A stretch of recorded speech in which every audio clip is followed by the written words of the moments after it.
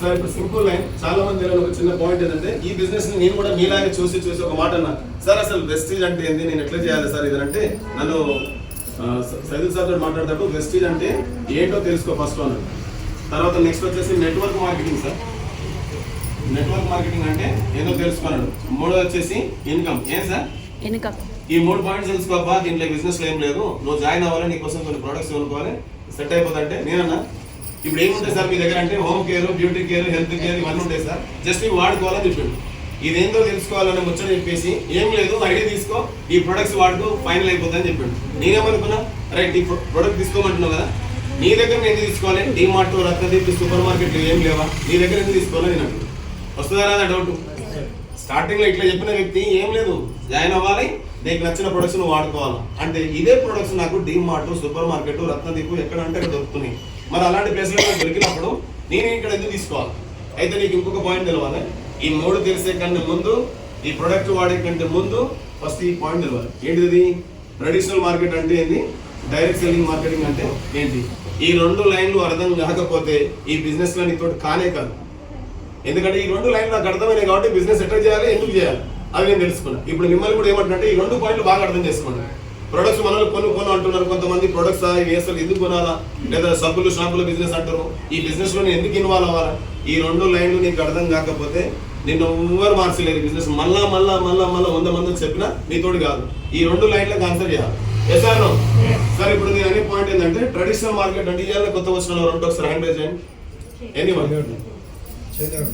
అమ్మ ఈ రోజే సార్ మేడం గురించి మాట్లాడదు. అమ్మ ఈ రోజే కొత్తగా వచ్చారు కదా, ట్రెడిషనల్ మార్కెట్ అంటే ఏంటో తెలుసా? తెలియదు, అయినా పర్లేదు. ట్రెడిషనల్ మార్కెట్ లో ఇప్పుడు మీరు అర్థమయ్యే భాషలో చెప్పారంటే మీరు ఏ సోపు వాడతారు? మైసూర్ శాండ్. ఎవరు వాడమని చెప్పారమ్మా? మీ నాయనమ్మ చెప్పిందా, పోనీ మీ అమ్మమ్మ చెప్పిందా? నీకు ఎట్లా పరిచయం అయింది? మైసూర్ శాండిల్ అనేది ఒకటి ఉంటుంది, సంతూర్ సబ్బు అనేది ఒకటి ఉంటుంది, ఎట్లా పరిచయం అయింది? చాలా మంది ఏమంటారు కదా, సంతూర్ సబ్బు నా ప్రాణం సార్, నేను 20 ఏళ్ళ నుంచి వాడుతున్నా, ఒక్కరోజు ఒకవేళ అది లేకపోతే నాకు స్నానం చేసినట్టే ఉండదు అన్నట్టు చాలా మంది ఉన్నారు. నేనేమంటున్నా ఆ సబ్బు కానీ ఏదైనా ఒక విషయం కానీ, ఆ ప్రోడక్ట్ కానీ నీకు ఎట్లా పరిచయం అయింది? ఎవరు చెప్పారు నీకు? అంతే కదా. ఇప్పుడు నేను చెప్పేది అంటే ట్రెడిషనల్ మార్కెట్ లో సరే టీవీ అని అడ్వర్టైజ్మెంట్ కానీ ఒకటి వదిలేసాను, రైట్. నెక్స్ట్ నేను అనే పాయింట్ ఏంటి కదా, ట్రెడిషనల్ మార్కెట్ అంటే ఏంటి అని ఒక పాయింట్ తీసుకుంటే, పూర్వం రోజుల్లో ఏం జరిగేది అంటే, పూర్వం రోజుల్లో ఎలా ఉండేదంటే పెద్దవాళ్ళు బాగా పెట్టుకోండి. ట్రెడిషనల్ మార్కెట్, ఒకప్పుడు ట్రెడిషనల్ మార్కెట్ ఏంటి, ప్రజెంట్ ఉన్న ట్రెడిషనల్ మార్కెట్ ఏందో ఒకసారి మీకు అర్థమైంది చెప్తా. పూర్వం రోజుల్లో ఏం జరిగేదంటే, నా దగ్గర కొంచెం భూమి ఉందనుకోండి, ఏదో ఒక పంట పండించే, ఏది పల్లీలో కందులో ఏదో ఒకటి. ఆ టైంలో మార్కెట్లు లేవు, యాడ్లు లేవు, ఏడబడతాడు అడ్డలు లేవు, అవునా కదా? మనకి ఇక్కడ కూరగాయలు దొరుకుతాయి, ఆడ అది దొరుకుతుంది, ఇది దొరుకుతుంది అని అనుకుంటాం కదా. అట్లా ఒకప్పుడు ఏడమ్మాలో ఎవరికి తెలియదు. కానీ ఏం చేశారంటే పూర్వం రోజుల్లో పెద్దలు మార్కెట్ లేకుండా ఇంటి ఎదుటి వాళ్ళకి, ఇంటి ముందు వాళ్ళకి మర్యాద, ట్రెడిషనల్ మీన్స్ మర్యాద పూర్వకంగా, అక్క నా దగ్గర కందులు ఉన్నాయి, మీ దగ్గర ఉలువలు ఉన్నాయి, వస్తువు మార్పిడి చేసుకునేది. ఏం చేసుకునేది సార్? వస్తువు మార్పిడి చేసినప్పుడు అవి కొంచెం పుచ్చిపోయినా, లేకపోతే ఖరాబ్ ఉన్నా, మంచిగున్నా, మంచి లేకున్నా జనాలకు కనబడుతుంది కదా. ఆ కనబడేటప్పుడు వాళ్ళిద్దరు మాట్లాడుకునే సంభాషణలు ఏం జరిగిందంటే, ఓకే కూర్చో, గుడ్ మార్నింగ్. ఈ ట్రెడిషనల్ మార్కెట్ లో ఒకనొక టైంలో అంత మర్యాద పూర్వకంగా జరిగిన ఈ ప్రొడక్ట్ సేల్ అనేది జనాల్లోకి వెళ్ళిపోయింది. పోవడం వల్ల అప్పుడు ఎలాంటి నష్టం లేదు. అమ్మేటప్పుడు కానీ, కొనేటప్పుడు కానీ, తీసుకునేటప్పుడు కానీ, బదులుకు బదులు ఇచ్చేటప్పుడు కానీ జనాలకు కనబడేది కాబట్టి ఎవరు మోసం చేసేలేదు, అవునా కదా? ఇప్పుడు నీ మేడం చూస్తున్నా కానీ కందులు ఇచ్చిన, మళ్ళీ మేము ఏం నాకు ఉలవలేదు.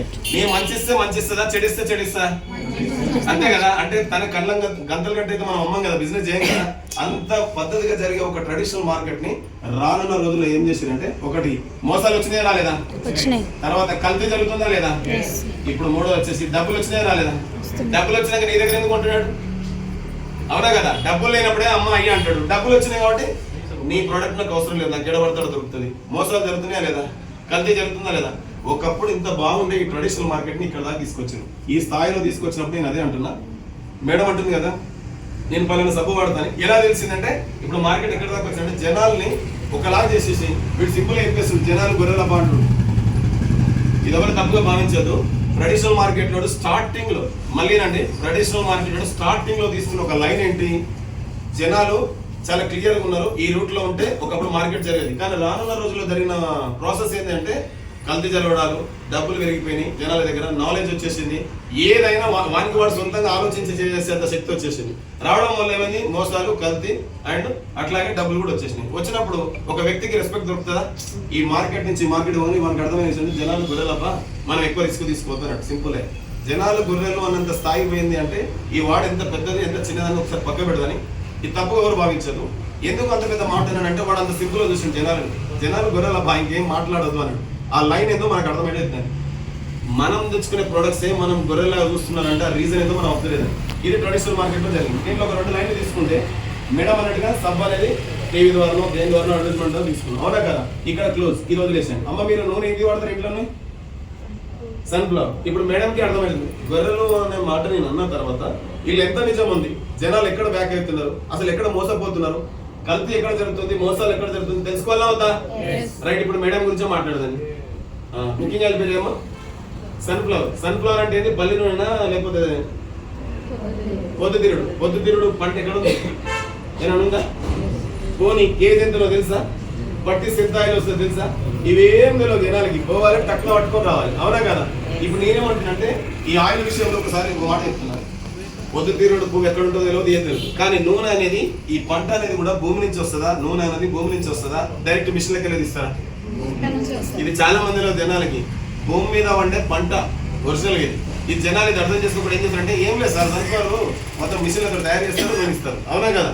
ఈ అలవాటు పడిపోయారు. దీంట్లో విషయం ఏంటంటే భూమి మీద వండే పంట అన్నప్పుడు అన్ని షార్టేజ్ రావాలా, ఒకటే షార్టేజ్ రావాలా? అవునా కదా? ఇవాళ చాలా మందిలో 100లో 100లో 99% భూమి నుంచే వస్తుంది. బంగారం ఎడికెళ్ళి వస్తుంది, వెండి భూమి నుంచి, బట్టలు తెలుసా ఈ విషయం?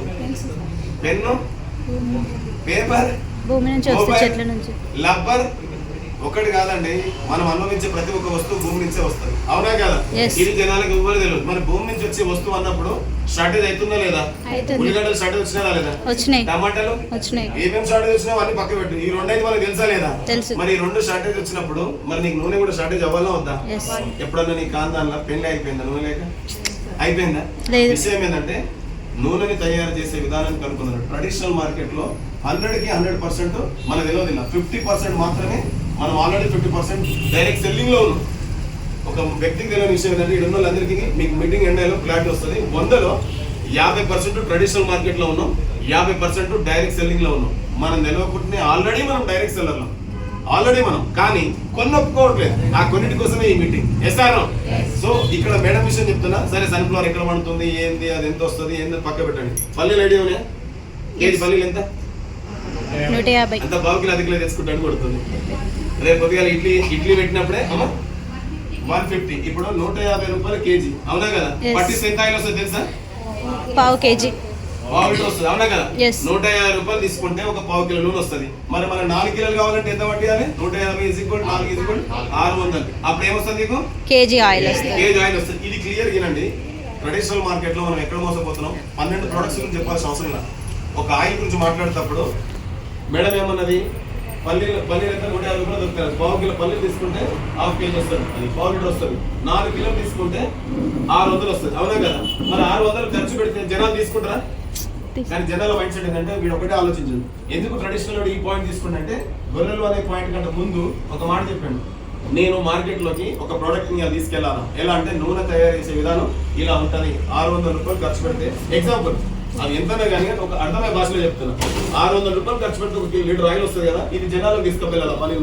నేను మంచి బిజినెస్ చేయాలనే ఆలోచనతో స్టార్ట్ చేశాను. ఇప్పుడు మీరు ఆలోచించండి. ఇవాళ నేను ఒక హోటల్ పెట్టినప్పుడు ఇవాళ ఇడ్లీలు, పూరీలు ఏవైనా సరే చట్నీ కానీ ఎట్లుంటుంది? లూజు ఉంటుందా? అంత నీట్గా ఉంటుందా? ప్రాసెస్ అంతా ఎట్లుంటుంది? ఇవాళ స్టార్ట్ చేసినప్పుడు నీట్గా ఉంటుంది, అవునా కదా? ఇదే ఒక 6 నెలల తర్వాత అయితే ఇప్పుడు ఏమంటారు తెలుసా? చట్నీ వేసుకో అన్న, ఇడ్లీ కావాలా అన్న, దోశ కావాలా? ఎందుకంటే ఇప్పుడు ఫ్రెష్ మూమెంట్ కదా. ఇవాళ హోటల్ స్టార్ట్ అయినప్పుడు వచ్చిన వల్ల రెస్పెక్ట్ గా చూస్తాం, అవునా కదా? అన్న పూరి వేసుకుంటాం, దోశ వేయాలా లేదా చట్నీ వేసుకున్నా ఇట్లా మాట్లాడతాం. ఒక 6 నెలల తర్వాత ఒక 20 మంది నిలబడరు అనుకో, అట్లా అంటామా? ఏమంటుంది తెలుసా? ఏంటో తిను లేకపోతే వెళ్ళిపో, అవునా కదా? దానికి అర్థం ఏంటంటే స్టార్టింగ్ లో వీడు కూడా నేను మార్కెట్ లో జనాలకి మంచి చేయాలి, ఈ కల్తీ కాదు, ఉన్న ప్రాసెస్ ఏందో జనరల్ గా క్లియర్ గా తీసుకొచ్చి వాళ్ళకు నూనె 1 లీటర్ నూనె ఇంత ఛార్జ్ అవుతుంది, ఇది మనం జనాల్లోకి ఇవ్వాలని తను తీసుకున్నాడు. కానీ 100% జనాలలో ఒక 10% మాత్రం జనాలు వచ్చేటట్టు. నేను చేసిన తప్పేంటి? మంచి నూనె తయారు చేసి జనాలకు తీసుకెళ్తే 10% జనాలు వచ్చారు, 100 లో 90 మెంబర్స్ రాలా, 90% రాలా. దాని అర్థం ఏంటంటే ఇలా నేను షాప్ పెట్టి 10 చీరలు తెస్తే ఒక చీర అమ్ముడు పోయింది, 9 చీరలు అమ్మాలా, ఒక చీరతోటి అడ్జస్ట్ అవ్వాలా? 9 చీరలు కూడా అమ్మాలి. మరి ఇప్పుడు నేను ఇంత ఆయిల్ నీట్ గా తయారు చేసి జనాలకు ఇస్తే 10% జనాలు తీసుకుంటే నాకు నష్టం వచ్చినట్ట లాభం వచ్చినట్ట?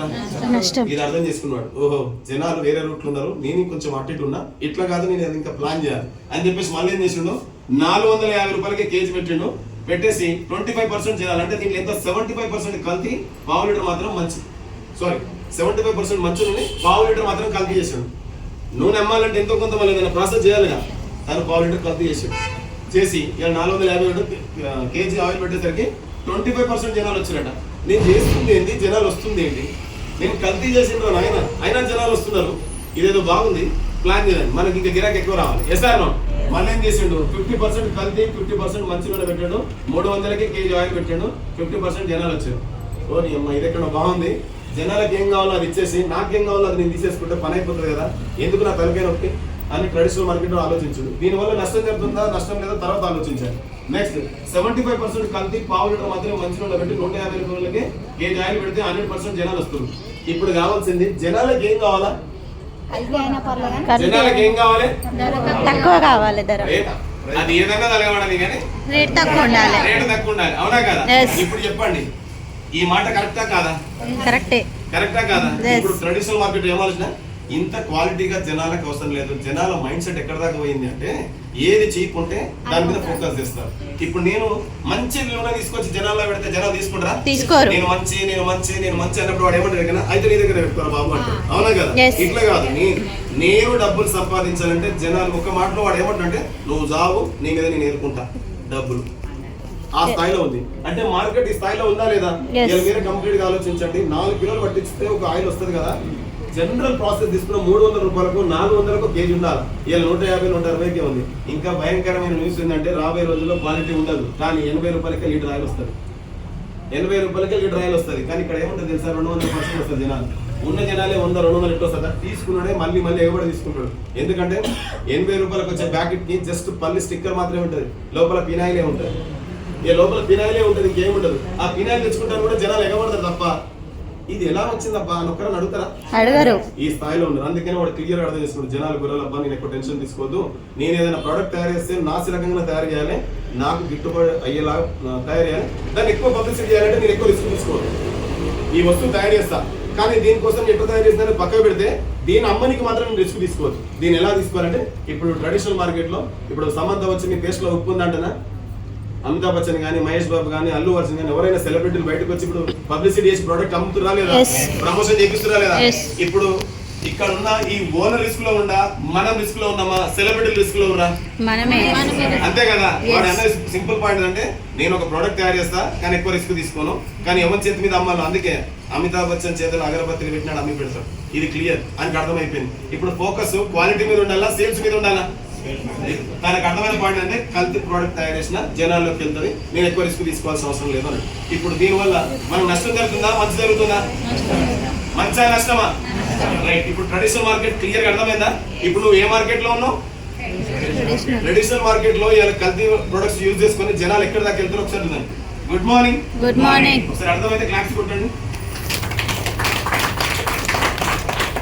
So direct selling. నెక్స్ట్ ఇప్పుడు నేనేమంటున్నానంటే ట్రెడిషనల్ మార్కెట్ లో నేను కూడా ఇప్పుడు ప్రొడక్ట్స్ యూజ్ చేసిన ఎంతో కొంత హెల్త్ సమస్యలు రావచ్చు, అది ఇంకా నాకు షో అవ్వట్లేదు, కానీ డైరెక్ట్ సెల్లింగ్ ద్వారా నాకేం జరిగింది సైన్స్ ఇదే చెప్పింది.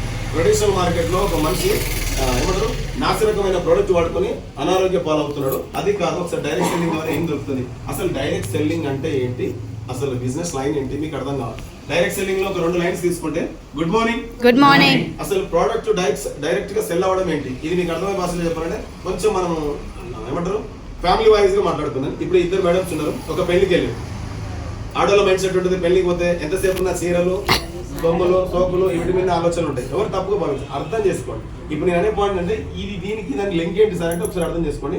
ఈ మేడం మంచి ఖతర్నాక్ శారీ కట్టుకుంది, ఈ మేడం ఇద్దరు కలిసి పెళ్లికి పోయినప్పుడు ఇప్పుడు ఏం కట్టుకోలేదు అమ్మా, మేడం చెక్ చేస్తుంది లేదా. ఇప్పుడు ఈ మేడం ఇద్దరు కలిసి పెళ్లికి పోయినప్పుడు ఈ మేడం ఒక బెటర్ శారీ కట్టుకున్నప్పుడు ఈ మేడం ఆలోచన నార్మల్గా ఉన్నప్పుడు ఆలోచన ఎట్లుంటది, ఈ శారీ బాగుంది ఏడ తెచ్చుకున్నాం అక్కడ అడుగుతుంది అడగదా. మనం వచ్చిన పెళ్లి కూడా శారీ చూడాలా? పెళ్లి కానీ చూడాలి. మేడం పరిస్థితి ఎందుకైనా పెళ్లి పక్కన పెట్టేసి శారీని శారీ చూస్తుంది. చూస్తుంది. ఎంతసేపు అక్క ఈ చీర తెచ్చుకున్నాం, అక్క ఈడ చీర, అరే పెళ్లి బాగా కానీ అక్కడ భోజనాలు చేస్తున్నట్టే అయిపోగల అవి మనం తింటా పాటు లేదు నేడు తెచ్చుకో చెప్పి అంటారా మేడం. అంటారు. ఇంకొక గొప్ప న్యూస్ ఏంటంటే లేడీస్ పెళ్లికి పోతే పెళ్లి చూడరు, ఎస్ అట్లా అవుతుంది అనుకోని 1600 చీర ఈ దాంట్లో ఉంటారు జనాలు. అంటే ఆమె కట్టుకున్న శారీ కానీ ఆమె పెట్టుకుని అది ఒరిజినల్ బంగారం ఏం కాదు డూప్లికేట్. ఇట్లా అన్నాడు.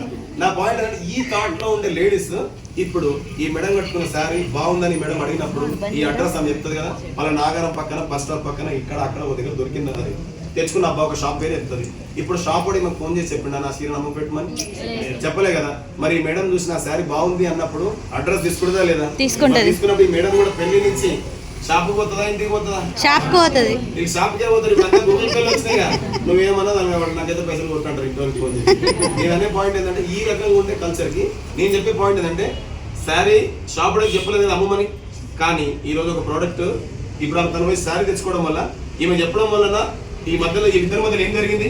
Person to person mouth to mouth publicity. ఒక మంచిని చూసి నచ్చి ఆ మంచి ఎక్కడ దొరుకుతుందో తెలుసుకొని అక్కడికి వెళ్ళి తీసుకుంది. ఈ ఇద్దరి మధ్యలో ఎవరు లేరు. Yes or no?